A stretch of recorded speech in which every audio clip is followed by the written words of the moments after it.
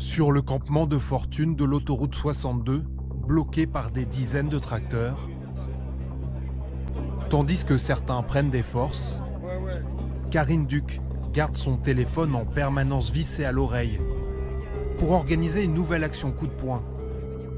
À ses côtés, son collègue José Pérez de la Coordination Rurale, syndicat à la pointe de la contestation paysanne en Lot-et-Garonne.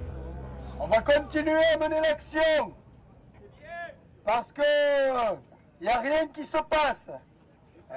On vient d'échanger là avec la préfecture qui nous disent toujours la même chose, on fait tout ce qu'on peut, mais bon, pour l'instant il n'y a rien quoi. Donc on va tous repartir avec les tracteurs. Et cette fois-ci, s'il vous plaît, laissez-nous passer devant. On va tous sortir, mais ça nous facilite un petit peu le boulot. On va pas casser, mais on va tout bloquer. Depuis plus d'une semaine, cette viticultrice de 38 ans, mère de 2 enfants, n'a pas une minute à elle. Et ça fait 30 ans que ça va pas en agriculture. Donc 30 ans que la colère est immense. Quand il y a des personnes derrière vous qui vous boostent, qui vous soutiennent, on ne peut pas s'imaginer les ressources qu'on a, quoi. Elle mène un convoi en direction de la gare d'Agen. Mais en chemin, elle donne ses directives et coordonne aussi les autres actions. L'une des cibles est l'inspection du travail. C'est un bâtiment, il y a une devanture un peu arrondie. Il faut aller derrière. Voilà. Il y a 2 Maria qui est allé charger là, des pneus. Il te rejoint, il passe par de l'autre côté, il te rejoint directement à l'inspection du travail là. Regardez. Merci. En direction du centre d'Agen, le convoi est escorté par la police qui ouvre le chemin. Alors que des consignes de modération ont été données aux forces de l'ordre par les préfets. Avec autorité, Karine semble leur donner des instructions. Moi je vais faire vider de là jusque là-bas. Écoutez-moi. Sur une voie, l'autre voie, on dégage après, d'accord? Et un point de blocage, cette voie sera bouchée, celle-là ne le sera pas. On bloque du pain au fond de la gare. Avancez-vous jusqu'au pain, hein? Avancez jusqu'au pain, on bloque du pain à la gare. La viticultrice mène les troupes au pas de charge, organise le blocage et calme même préventivement les esprits des agriculteurs les plus virulents. Tranquille, d'accord? Bloqué au pain, d'accord? Et tranquille. Devant la gare, les remorques commencent à déverser les déchets. On occupe l'espace de la gare, puisque malheureusement il n'y a que comme ça qu'on arrive à se faire écouter. Et la gare est quand même assez emblématique pour pouvoir essayer de toucher l'État et de faire en sorte qu'il nous écoute. Un coup d'éclat devant l'œil des caméras. Hey! Si vous voulez pas recevoir de la merde, sortez-vous! Sortez-vous! Des tonnes de fumier, des pneus, des déchets agglutinés. Une action symbolique, comme un cri de désespoir. Pour sommer le gouvernement de répondre à la détresse paysanne qui s'empare du pays. Le point de rupture, écoutez, on y est quasiment là. Hein. On serait tous beaucoup mieux dans nos fermes, on serait tous beaucoup mieux auprès de nos familles. On est tous parents, on est tous... voilà, on n'a pas vocation à faire ça, hein, mais on est obligé de faire parler de nous, hein, parce qu'on ne crèvera pas en silence. Hein. Comme à Agen, depuis une semaine partout en France, les agriculteurs se mobilisent. Avec leurs tracteurs, ils bloquent des autoroutes. Foutu pour foutu, on n'a plus rien à perdre. Visent des fast-foods. Et prennent pour cible des bâtiments publics. Ils nous prennent pour de la merde, donc on lâche de la merde. Voilà. Une mobilisation spectaculaire, scrutée avec bienveillance par le reste des Français. Selon un sondage paru cette semaine, 87% d'entre eux soutiennent les agriculteurs dans leur combat. Illustration lors de l'arrivée de ce convoi à Rennes, sous les marques d'encouragement et les applaudissements. Un pays solidaire de ses agriculteurs et de cette fronde paysanne qui en réalité couvre depuis des mois.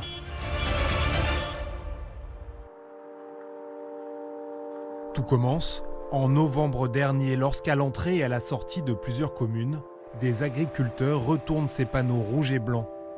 Une protestation alors purement symbolique pour dénoncer leur sentiment de marcher sur la tête.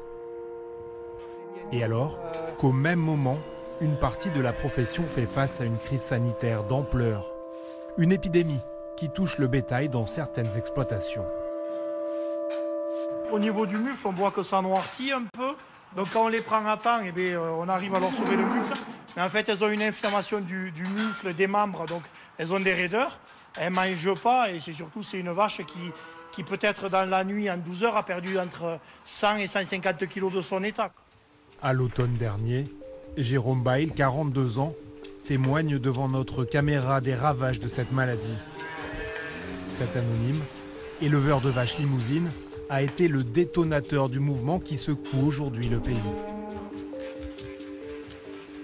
Le 16 janvier dernier, sur la place du Capitole à Toulouse, lors d'un rassemblement d'agriculteurs organisé par la FNSEA, il prend la parole.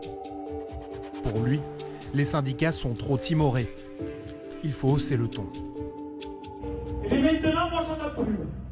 Alors, à partir de jeudi, ceux qui ont des couilles le jeudi, d'accord?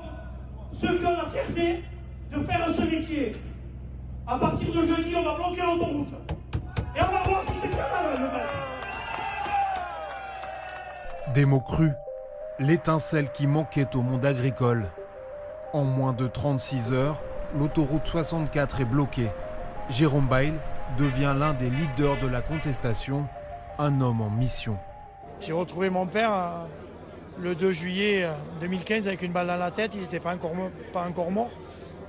Et je lui ai fait une promesse. Je lui ai fait une promesse que sa ferme, je la ferai briller et que ça sera une ferme référence un jour. Et je sacrifiais toute ma vie personnelle, pour tenir la promesse que j'ai faite à mon père.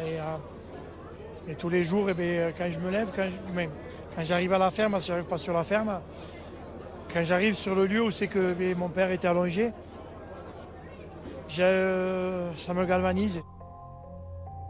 Une promesse et une envie de se faire entendre pour assurer un avenir à la profession. Une colère qui essaime dans toute la France. Jusqu'ici dans le Calvados. Monsieur, bonjour. Romain Courval, 21 ans, fait partie des organisateurs du mouvement dans la région. On descend sur le périphérique et on prend le périph' nord. Et ce jour-là, il entraîne ses collègues dans une opération escargot. Là, aujourd'hui, c'est un peu la première grosse mobilisation. On fait un peu de l'intérieur, quoi. Donc, il faut vraiment avoir une conviction de ce qu'on fait parce que c'est quelques 2 heures de travail et pas mal de stress pour peu d'heures de sommeil, on va dire. Arrivé sur le périphérique de Caen, il découvre l'ampleur de la mobilisation. Ça fait plaisir, ça montre que je suis pas le seul à être motivé à me battre. En tout, une cinquantaine de tracteurs ont répondu présents. Direction la préfecture de Caen. On va foutre le bordel. Symboliquement, ces agriculteurs viennent jeter leurs bottes devant les portes du bâtiment. Olé! Vive la France! Une manière pacifique, ils y tiennent, d'afficher leur ras-le-bol. On va aller rencontrer le préfet. Je vous demande de ne pas faire de débordement. On reste sur une action sereine. Si on veut faire passer un message et obtenir réponse et ce qu'on veut, il faut qu'on ait une mobilisation qui tient la route, si je peux dire. Pacifique, mais déterminé, excédé par un quotidien devenu invivable selon eux. Romain Courval va nous en faire la démonstration dans sa ferme de 200 hectares.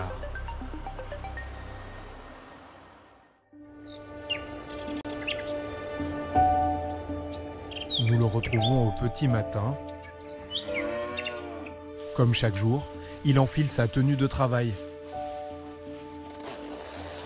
Une combinaison et des bottes. Direction l'étable pour retrouver ses bêtes. Alors là, on a des animaux que j'ai sevrés hier. Donc c'est des femelles qui ont entre 7 et 8 mois, qui sont de race charolaise. Sur son exploitation, un peu plus de 200 animaux dont il faut s'occuper au quotidien. Les horaires d'une journée type, de 7h30 le matin, avec 1 heure de coupure le midi, et jusqu'à 8h le soir, 19h30, 8h. 7 jours sur 7 6 jours sur 7, le dimanche, on en fait moins. Une activité intense, exigeante, qui n'effraie pas Romain Courval. Il s'y est préparé dès son plus jeune âge. Moi, j'ai toujours baigné là-dedans, en fait. Depuis tout petit, les week-ends ou les vacances, j'allais aider mes parents à la ferme. Donc c'était un peu une sorte d'évidence. Je me suis toujours plu là-dedans. J'ai fait le choix en 3e de partir en études agricoles pour me former vraiment à ce métier-là. Et aujourd'hui, je ne le regrette pas du tout. Romain Courval a repris l'exploitation familiale le 1er janvier dernier. Et peu à peu, il découvre l'envers du décor et les difficultés concrètes du métier. Ça, c'est du plastique que je me sers pour faire un aliment de qualité pour les animaux, pour la fermentation de l'herbe qui se trouve dedans, parce que c'est de l'herbe dedans. Mais ce produit-là, il a pris, on va dire, 40% en moins de 2 ans, quoi. Donc ça nous fait des charges encore en plus qui sont un peu difficiles à avaler, quoi. C'est que nous, derrière, on n'a pas l'augmentation de nos prix de vente, donc ça s'équilibre pas, quoi. Autre point de crispation, le prix du GNR, le gasoil dit non routier, utilisé dans les tracteurs de la ferme. Aujourd'hui, honnêtement, sur l'utilisation du tracteur, on y réfléchit beaucoup.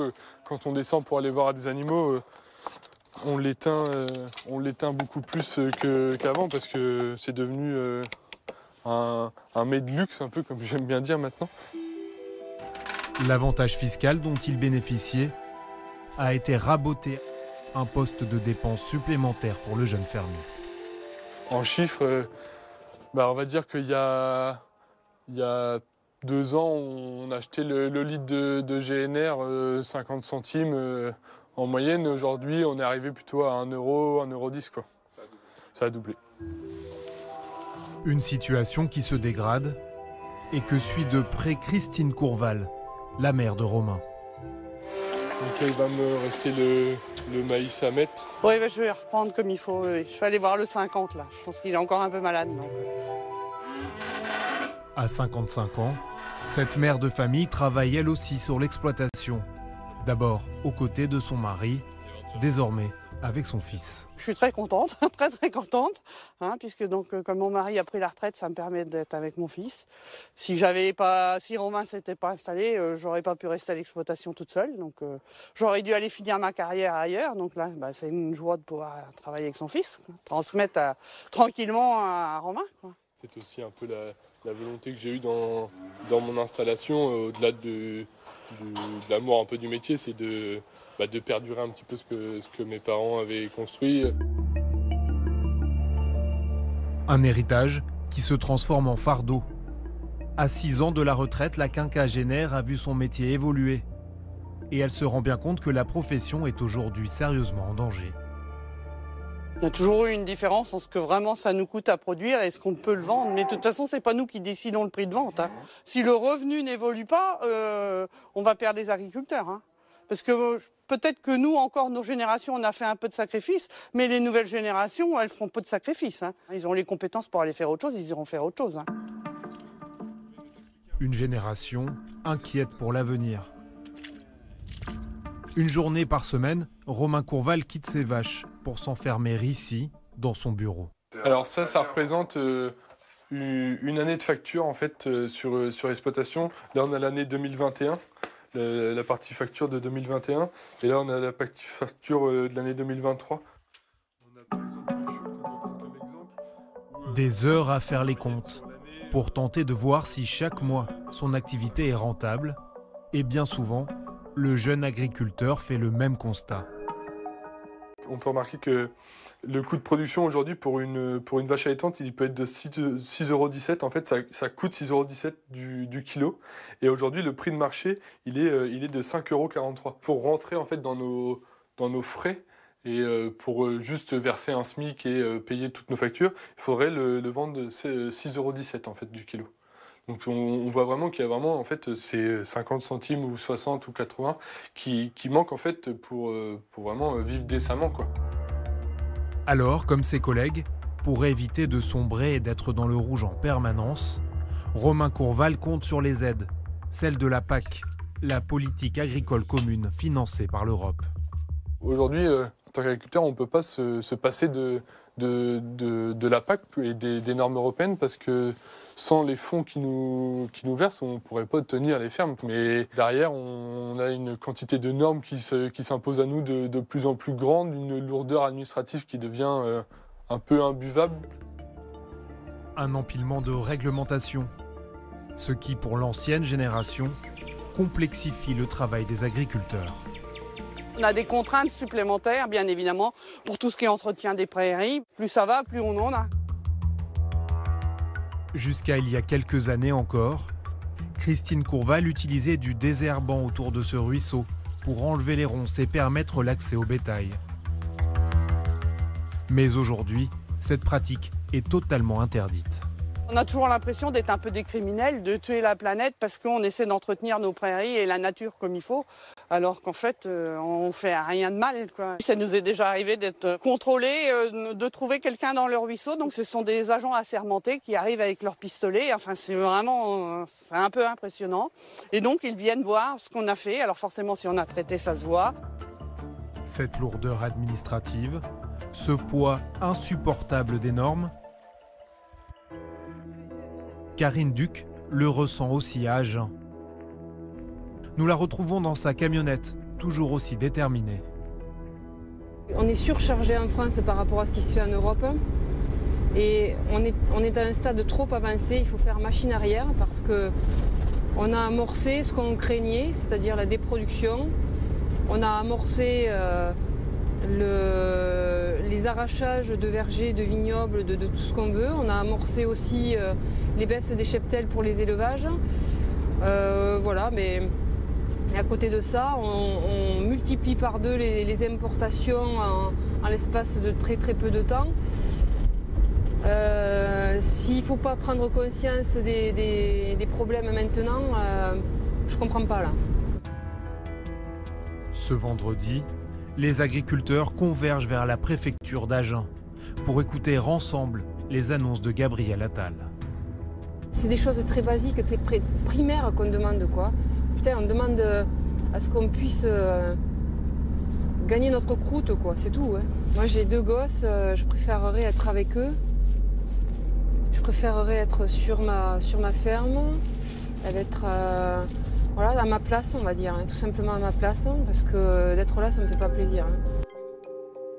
Devant les grilles de la préfecture d'Agen, prises pour cible depuis une semaine, ils sont des dizaines. Des haut-parleurs diffusent les annonces du Premier ministre. Je suis venu parce que vous avez voulu envoyer un message et je suis venu vous dire que le message, on l'a reçu 5 sur 5. On a décidé de mettre l'agriculture au-dessus de tout. Au-dessus de tout. 10 mesures censées, selon les mots de Gabriel Attal, simplifier la vie des agriculteurs. L'abandon de l'augmentation de la taxe sur le gasoil non routier est aussi acté. Après ces annonces, spontanément, Karine Duc s'adresse à ses troupes. Il nous a mis un peu de pommade. Hein. Il nous a dit quand même ce qu'on voulait un peu entendre, hein, malgré tout. Écoutez, il y a plein de sujets qu'il n'a pas évoqués. Il y a plein d'interrogations. Donc on va rentrer au camp. On va passer la soirée, on va passer la nuit. On va continuer. On va les harceler ce soir, cette nuit, tout le temps, toutes les heures, toutes les minutes. Et on va avoir des réponses d'ici demain. Si d'ici demain nous n'avons pas de réponse, On vous expliquera la suite au camp. Le lendemain, alors que le campement de fortune de l'autoroute 62 se réveille, d'autres agriculteurs ailleurs en France ont déjà levé leur point de blocage, sans pour autant avoir été convaincus par les annonces du Premier ministre. Finalement, ici aussi, la décision est prise de lever le camp. Une simple pause dans la mobilisation pour reprendre des forces, passer du temps en famille. Ces agriculteurs ont prévu de se retrouver dès lundi pour poursuivre leurs actions, mais cette fois, ce sera à Rungis, en banlieue parisienne.